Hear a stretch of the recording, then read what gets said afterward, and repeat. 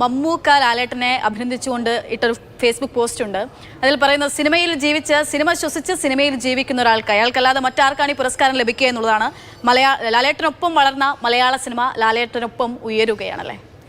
തീർച്ചയായും അങ്ങനെ തന്നെ പറയേണ്ടി വരും. ശരിക്കും തുടക്കത്തിൽ തന്നെ ഈ വാർത്ത നമ്മൾ ഓരോരുത്തരും കേൾക്കുമ്പോൾ എന്തോ ഇത് നമ്മൾക്ക് ലഭിച്ച ഒരു നേട്ടം കൂടിയാണ് എന്ന് തന്നെ പറയേണ്ടിയിരിക്കും. അക്ഷയ, ആ രീതിയിലായിരുന്നു ആ അവാർഡ് വന്ന സമയത്ത് തന്നെ ഓരോരുത്തരടുത്ത് നമ്മൾ സംസാരിച്ചപ്പോൾ അഭിമാനം എന്നതിനപ്പുറത്തേക്ക് ആർക്കും ഒന്നും തന്നെ പറയാനില്ലായിരുന്നു.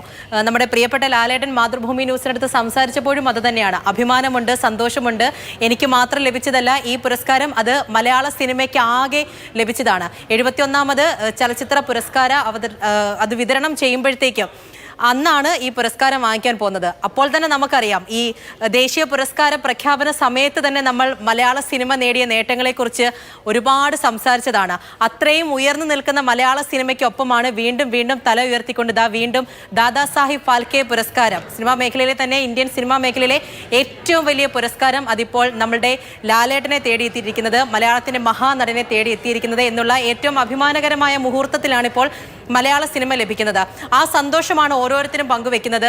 നമ്മുടെ പ്രിയപ്പെട്ട മമ്മൂക്കയുടെ വാക്കുകളിൽ നിന്ന് പോലും അത് വ്യക്തമാണ്. നമ്മളടുത്ത് സംസാരിച്ച ഓരോരുത്തരും, ഫാസിലായാലും ഉർവശി ആയാലും രവീന്ദ്രനായാലും കമലായാലും സിബി മലയിലായാലും അങ്ങനെ എല്ലാവരും ഇങ്ങനെ ആ സന്തോഷമെല്ലാം പങ്കുവെച്ചുകൊണ്ടിരിക്കുകയാണ്.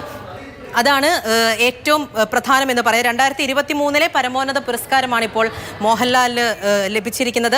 തലമുറകളെ പ്രചോദിപ്പിക്കുന്ന സിനിമാ യാത്രയാണ് മോഹൻലാലിൻ്റേത് എന്നാണ് ഈ പുരസ്കാരത്തെക്കുറിച്ച് അറിയിച്ചുകൊണ്ട് ഇൻഫർമേഷൻ ആൻഡ് ബ്രോഡ്കാസ്റ്റിംഗ് മന്ത്രാലയം വിശേഷിപ്പിച്ചിരിക്കുന്നത്. സെപ്റ്റംബർ 23 തീയതിയായിരിക്കും 71ാമത് ദേശീയ ചലച്ചിത്ര അവാർഡ് ദാന ചടങ്ങ് നടക്കുന്നത്. അന്നാണ് ഈ പുരസ്കാരം സ്വീകരിക്കാൻ പോകുന്നത്. ചൊവ്വാഴ്ചയാണ് മലയാളത്തിലേക്ക് മലയാളത്തിന്റെ മഹാനടൻ ആ പുരസ്കാരം ഏറ്റുവാങ്ങി എത്തുക എന്നുള്ളതാണ്.